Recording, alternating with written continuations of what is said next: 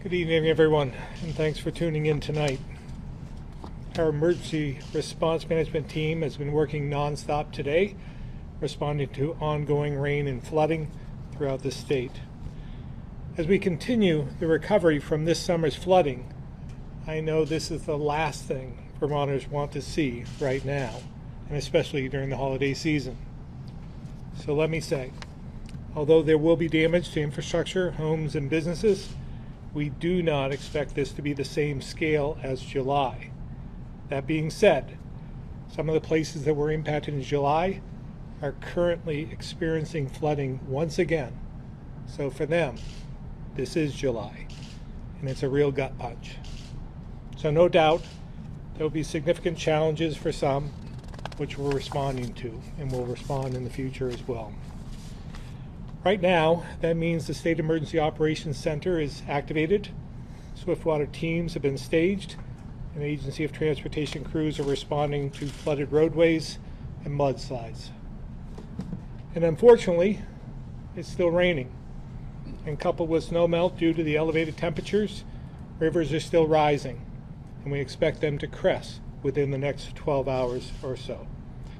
So we need Vermonters to follow the advice of local and state officials throughout the night.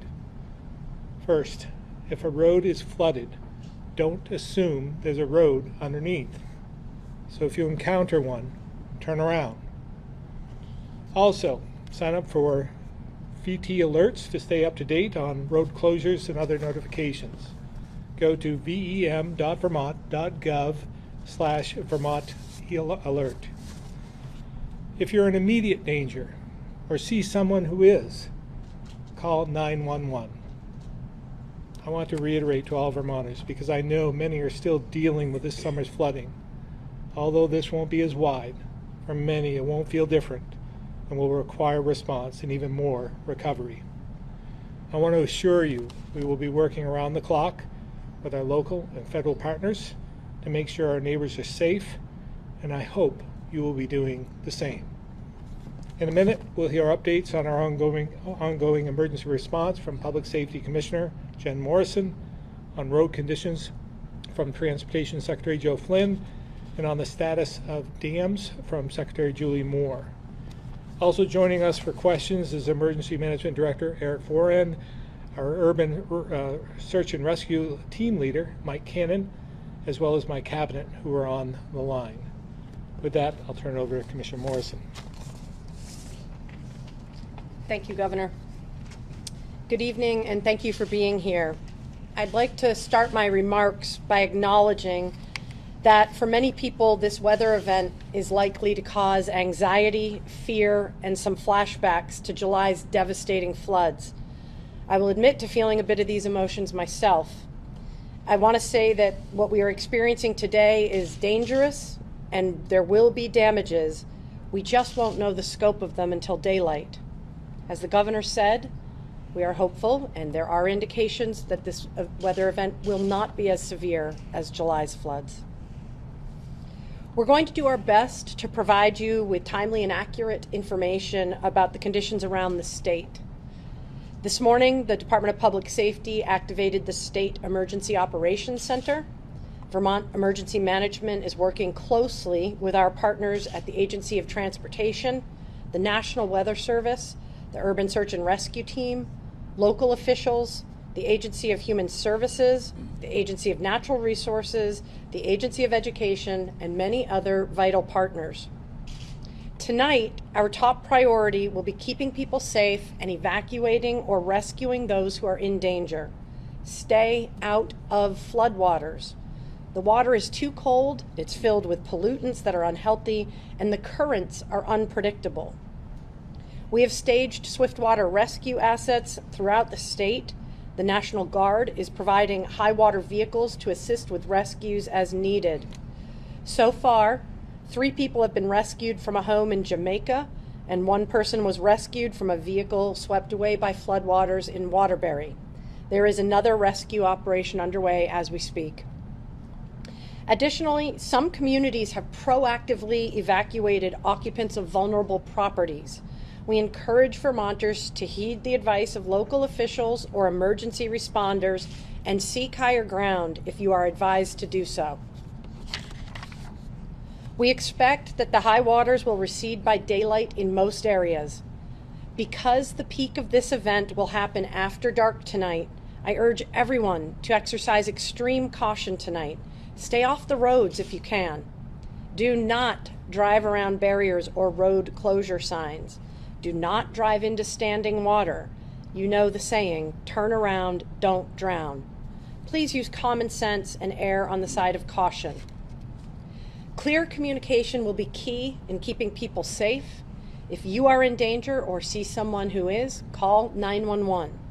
If you are in need of shelter or other assistance, call 211.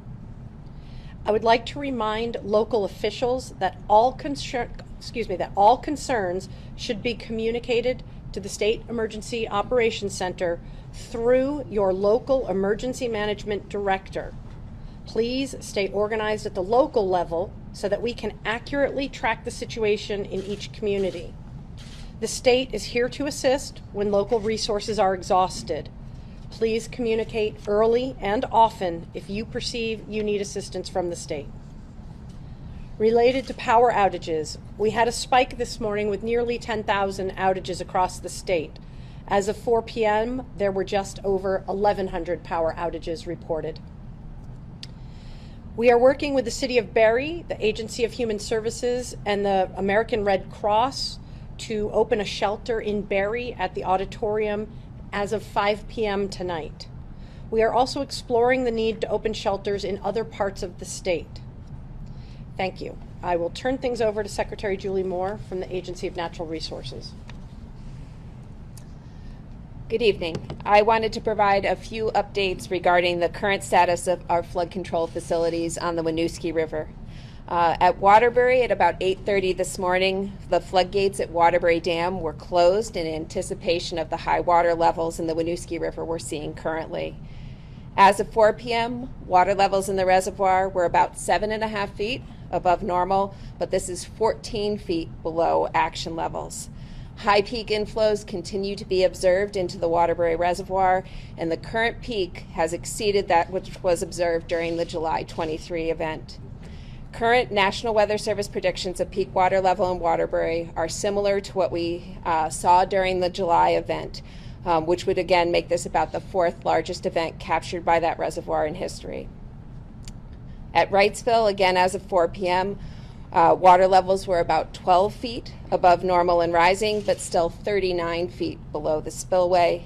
And finally, in East Barre, water levels were roughly 15 feet above normal and rising. We know that water levels in this area are close to that at which Route 302 floods, so urge caution for anyone in the area of that facility. But this is still 20 feet below the spillway elevation. Our dam safety engineers have headed into the field and are inspecting each of the flood control facilities and will be keeping a close eye on them overnight. In addition, staff have reached out to the fire chiefs and incident commanders in Waterbury, Montpelier, and Barry to establish communications, and the agency has sent out a flood watch email to all dam owners we have contact information for, as well as speaking directly with leaders at Green Mountain Power and Morrisville Water and Light, and have received no reports of incidents or emergency conditions. And with that, I'll turn it over to Secretary Flynn.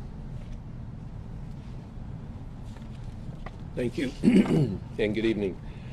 I'd first start by saying you probably, I think, have reported already today, Amtrak has suspended operations in Vermont until they're sure of the condition of the lines. We are not, at this point, hearing of any damage on rail, which is good. Cape Air also suspended flights into the city of Rutland today. As of 4 p.m. today, there are 34 roads across Vermont that are partially closed. I won't read that whole list, but I will read the 15 roads that are fully closed at this point as of 4 p.m. Vermont 11 near 100 in Londonderry. Vermont 100 in Rochester, just north of the village. Vermont 100 in Granville between Matson Hill and Kennedy Drive. Again in Granville, Vermont 100 from Jeans Road to Buffalo Farm. Vermont 106 in Weathersfield at Vermont 131 into Reading. Vermont 14 in Randolph between South Randolph Road and Kingsbury Road. Vermont 128 in Essex. Vermont 2 in Jonesville near Richmond, closed. Route 12A in Roxbury. Vermont 12 in Berlin. Vermont 14 in Hardwick at Bridge 95. US 2 in Marshfield is closed. Vermont 100B in Moortown. A second spot on Vermont 12 in Berlin. Vermont 100 at US 2 in Waterbury. You can come off the interstate, but you can't go anyplace after that. You can't connect any side roads in Waterbury. On Vermont 108, up near the Spruce Peak, there is a large 48-inch town-owned drainage structure which we have information has failed, and as a result there will be a long-term closure at that section of Route 108 in Stowe that began at 4 o'clock today. At this point we have no information as to how long that will be. More information will be coming, but suffice it to say it'll be a while. US 2 in St. Johnsbury is closed due to a mudslide. Vermont 122 near US 5 in Lyndonville. Vermont 118 in Berkshire between Purley Road and Privé Hill. And we have heard from 10 towns, and while they have reported some problems at this point, no towns have asked the Agency of Transportation for any assistance. That's the report that I have. Thank you very much, and now I would turn it back to the Governor. Now open up to questions. Governor, any communication with FEMA so far? Any more from the federal government? Obviously, they're still here, and I'm sure they're still aware. General Roy actually lives in Vermont, so I'm sure he's aware, but I have not communicated with him at this point in time. It's just too early. Tomorrow, I'm sure that there will be more discussion about the extent of the damage, and then we'll go from there. But right now, it's about life and safety. Swiftwater rescue team, you mentioned that there's a number that have already been Staged, right? Staged. What time? Like, were they staged yesterday? Like, when did the Swiftwater? I would say sometime during the day, but I'll let Mike Cannon talk about that. They were staged or rolled out this morning at about between 7 and 9 o'clock. And we have 5 teams out working actively, another 5 on standby, and the State Urban Search and Rescue team is dispatched probably mid-afternoon, and they have 2 Swiftwater teams embedded with them. So we have 7 teams out working right now. Normally, maybe this is still a question for Mike, but how normally, like in an event like this, like how much lead time do Swiftwater rescue teams have? Well, they're getting accustomed to this, unfortunately. So they've done a great job over the years, and they can turn on a dime, so to speak. But again, I'll let Mike talk about that. Most of the teams are our partner organizations that we share trained individuals with. So, for instance, like Rescue Inc. Ambulance Service down in Brattleboro, Colchester Technical Rescue, Lyndonville Fire Department, just to name a few.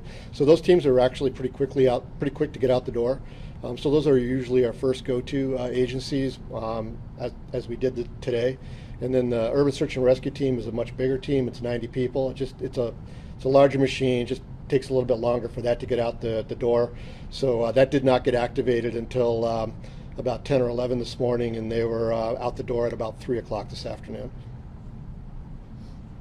I guess the other question, Governor, you alluded to with your opening comments, called it a gut punch. Commissioner Morris said we were feeling like a little bit of a flashback here to the summer. Can you just maybe, I heard the same thing from folks in Barrie today, and we just got, or the people I spoke with just got their heat on 3 days ago. Maybe can you just reflect on just the timeline for recovery of this past flood and sort of where we're going forward? Yeah, again, we're not going to leave anyone behind. We'll do everything we can to assist them in recovery. But when I saw some of the pictures of Londonderry, for instance, and seeing some of the businesses there that were impacted in July, being impacted again, same with Barrie. Barrie Main Street is closed. We know in Montpelier, I saw that the elevated amount of water. I would assume, I don't know for sure, but I would assume that there are some businesses that are impacted in Montpelier as well. So I will, I'd like to turn it over to Secretary Curley. She's been actively calling some of the organizations and some of the communities that were impacted before to check in on them. Maybe she has an update for Secretary Curley. Yes, thank you, Governor. I have been checking in, and as of right now, what we're hearing is that mostly it's basements that are impacted, but certainly this is devastating to the people who are, already in a rough spot. But local communities are really stepping up right now. There are volunteer hubs that are activating, and there are folks that are out putting out sandbags and setting up sump pumps in an effort to mitigate the impact, as well as trying to get inventory up higher. So certainly if folks can safely help in that area, and as Commissioner Morrison said, please listen to local police and follow the rule of the local authorities, because I don't want to encourage people to get out and about if it's not safe to do so. But if there are folks that have some pumps that they can donate, I know that local businesses would be very happy to have those right now to keep their basements pumped out. But again, they're trying to do everything they can to mitigate right now. But as you mentioned, right now we want to keep everybody safe. That's the first and foremost. But we are seeing some businesses impacted at this point. What has the state done so far to assist local officials? Well, we've activated the SEOC, so they are part of that organization. So I'll let Eric maybe answer that. Yes, thank you. So we did activate the SEOC to a partial activation this morning to provide resources to both state agencies as well as coordinate resource requests from local municipalities. As of now, we haven't had any. We have made a couple assistance with VT alert messaging, which is out for road closures. We've also coordinated their information as to sheltering and other requests for school closings. So that's really what we've done so far, but we are here for them. And as Commissioner Morrison said, the process is for the local EMDs to get the information from the local individuals and push that up through the Emergency Operations Center to make sure that it's coordinated and that we can provide the best response as quickly as possible. Are you aware of any other evacuations that have taken place in communities other than Morristown? I'm sorry, I was looking Other for evacuations? Other than Moortown. There were some sporadic evacuations that we were hearing third hand. Nothing came into the EOC. We were hearing it through some of the local fire departments that we deal with. So I think that there were some going on that were voluntary, just because river river banks were coming up, or the water in the river was coming up, getting close to some of the residents. So we really weren't aware of anything beyond that. Were you surprised by the extent of this one? Was the state prepared for this? Well, we're always prepared. We always have the State Emergency Operations Center and a whole plan in place. But it hit me by surprise. I knew there was going to be an increased elevated amount of rain today, and the snow melt was we knew was going to be a problem, but we didn't expect this elevation to the demand or the amount of water that we're seeing right now. Got a few folks on the line. We'll start with Tom Davis, Compass, Vermont. Thanks, Jason.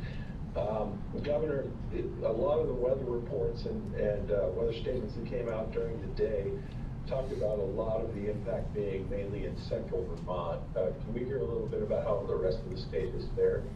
Yeah, I would say this is maybe more widespread than even July in some respects. I'm hearing reports from all over the state, again, Londonderry in particular, Ludlow, Addison County, up north, Caledonia County, and so forth. So I believe when this is over, we'll see a wider range, and hopefully it won't be as extreme as July, but time will tell. We'll get through the night and we'll be able to answer that better tomorrow. Thank you. No other questions. Appreciate your service on this. Ed Barber, Newport Daily Express. Lexi Krupp, Vermont Public.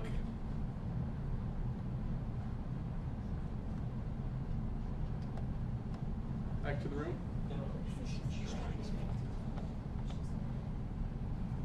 Lexi, it looks like you're muted.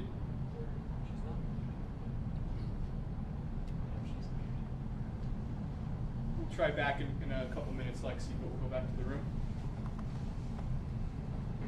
To the shelter in Barry that was set up, and that you're looking at other areas to potentially set up shelters. Who have you guys been in communications with that you're hopeful could be a potential option for people across the state that's more widespread than you thought?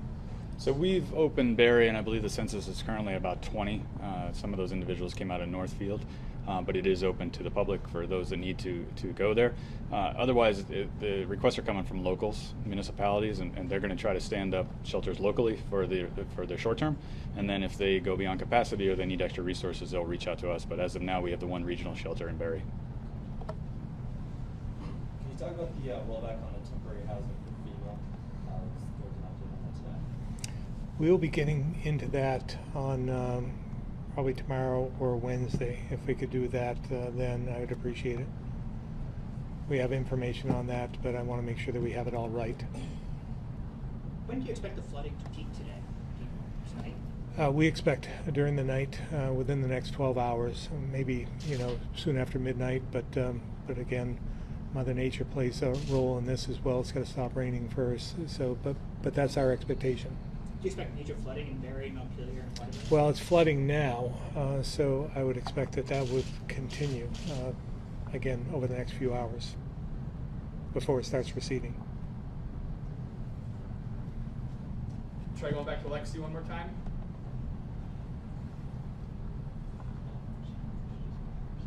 Lexi, feel free to send me an email and we can follow up with you. No more questions? With that, Can you say where the greatest danger might be tonight? Is there a specific area that might be in greater danger than other areas? I'm expecting that we're seeing this all throughout the state, and we're just not hearing back from everyone at this point in time. But for those areas that I've seen pictures in the Londonderry, Ludlow area, and so forth, and Barry and Montpelier, Waterbury and Richmond, it's somewhat the same as what we saw in July, but it seems to be expanded from my standpoint, geographically. So if you see, if you have a neighbor, check in on your neighbors. If you have a business owner who needs some help, please step up, help them, give a helping hand to anyone who might need it. we'll get through this. Vermonters are tough, and it's part of our DNA, and I'm confident, again, regardless of what happens, we'll get through this together. So thank you very much.